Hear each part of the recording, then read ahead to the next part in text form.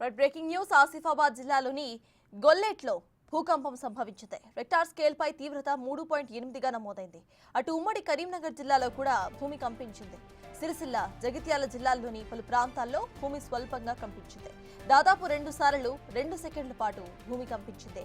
2 సార్లు స్వల్పంగా కంపించడంతో భయపడి ప్రజలు బయటకు వచ్చేశారు.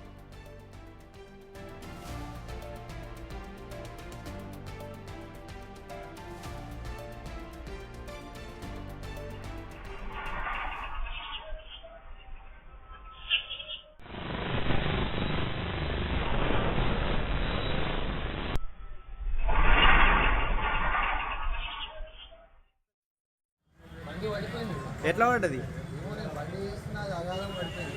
ఏమైనా కదిలినట్టు ఇట్లా మీకు అనిపించింది? బండి సడన్ గా పడిపోయింది. భూమి కదిలినట్టు. ఏమన్నా ఇంకా వస్తువులు ఇట్లా ఏమైనా కదిలినాయా? కదిలినాయి, డబ్బులు ఇట్లా కదిలినాయా? లైట్గా. ఎంతసేపు వచ్చింది అది? దాదాపు ఒక 2-3 సెకండ్లు. 2-3 సెకండ్లు అట్లా అనిపించిందా? ఏమైంది? బండి పడిపోయింది. ఎట్లా పడ్డది?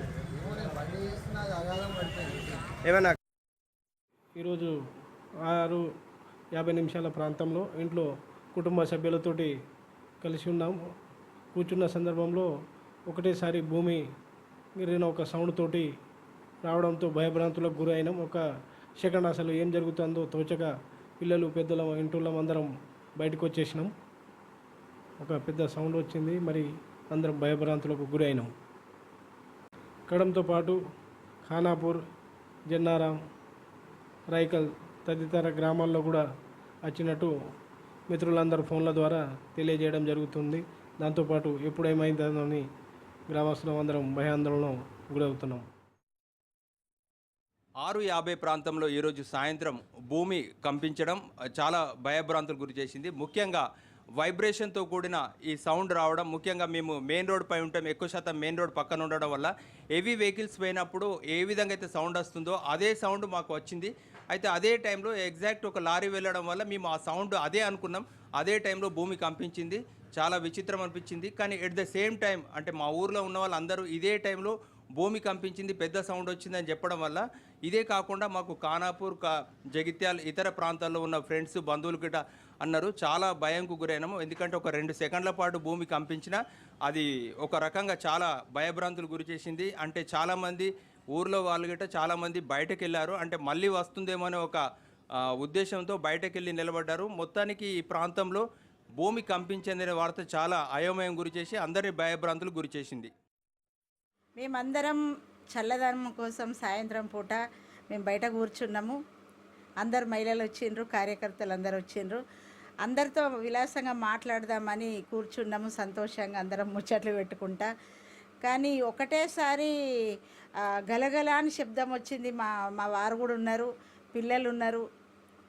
మేము చాలా భయం వేసింది. అసలు ఎప్పుడు కూడా ఇలాంటిది నేను వినలేదు. నేను అనుకున్నా అసలు ఏంటి, పైనుండి విమానం పోతుందా లేకపోతే ఫ్యాన్ తిరుగుతుందా అనుకున్నా.